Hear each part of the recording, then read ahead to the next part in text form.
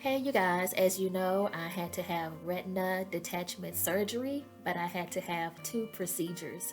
And I wanted to share with you what happened during those two different procedures, just in case you have to have one.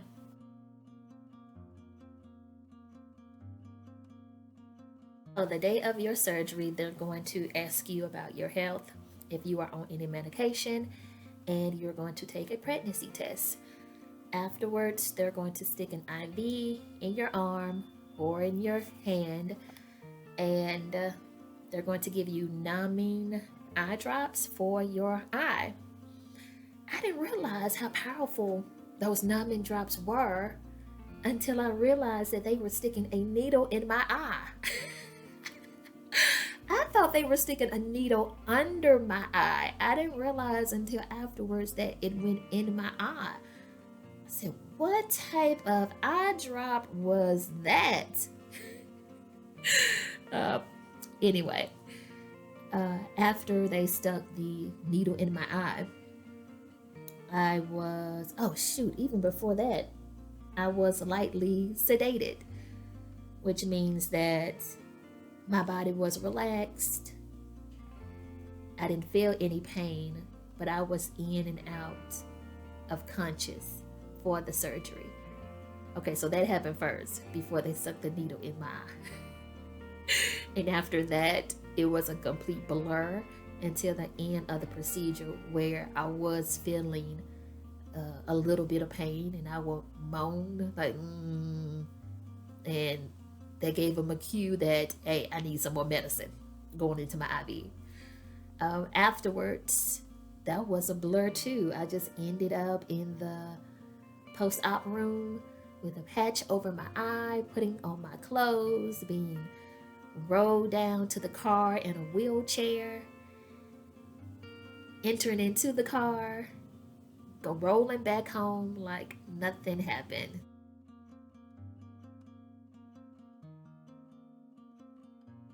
So, of course, you're wondering about the recovery process from the first surgery. So, when I got home that day, I had the patch on my eye, but it was really difficult opening the other eye to the point that I just started sobbing because I couldn't see. And my dad started crying and holding my hand and telling me it was going to be okay. My mom was beside me, feeding me.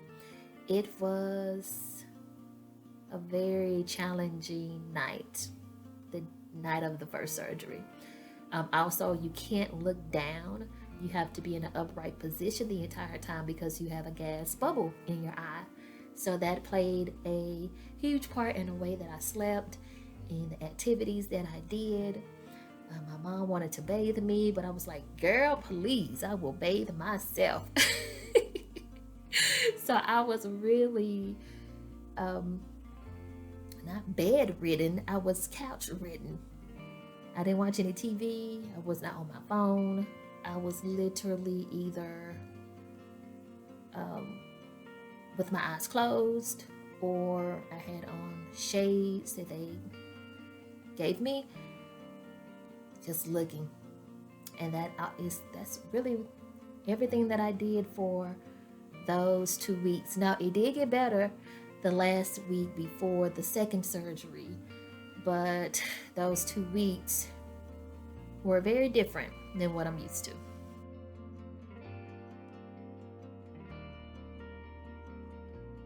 So, 2 weeks after my first surgery, I had to go through another surgery where they removed the gas bubble and replaced it with an air bubble, which I was told was going to disappear gradually. And you're going to go through the same process if you have to have this surgery. Everything that I described in the first surgery is what's going to happen in the second surgery. So, how did I feel after the second surgery? I was really going in there um, excited because I knew what was going to take place. I could handle the pain that I felt from the first surgery. I was really optimistic about the second surgery. God, was I wrong? I came home that night in excruciating pain. I thought my eye was going to pop out of its socket. At the same time, it felt like somebody was stabbing me in my eye. At the same time, my eye was burning like HE double hockey sticks. Ugh, it was terrible. It was terrible. Uh, didn't wake anybody up. I just sat there and endured the pain, which I advise you not to do.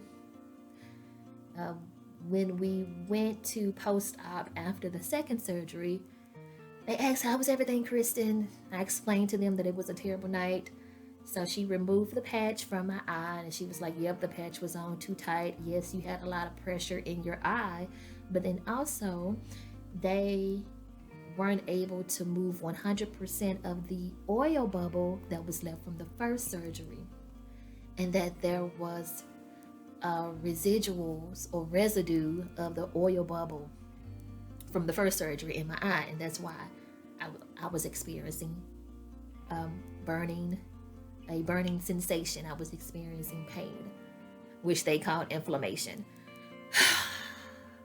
Lord, I did not want to hear that. I have residue of the gas bubble in my eye. What am I supposed to do?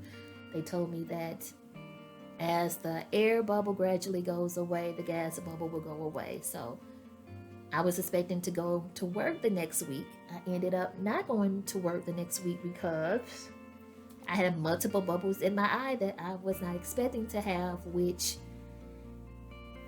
caused me not to be able to see, but also caused a lot of pain.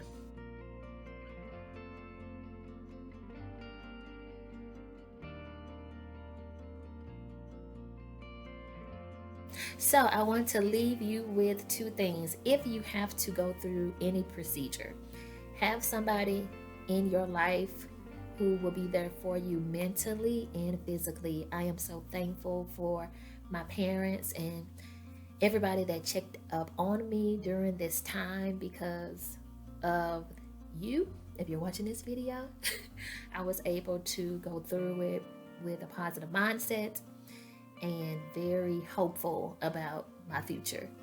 And number two, please have God in your life also to help you go through anything in life because He knows the beginning to the end. He sees all, He knows all, He knows everything that's going to happen in your life, even though it is a shocker to us.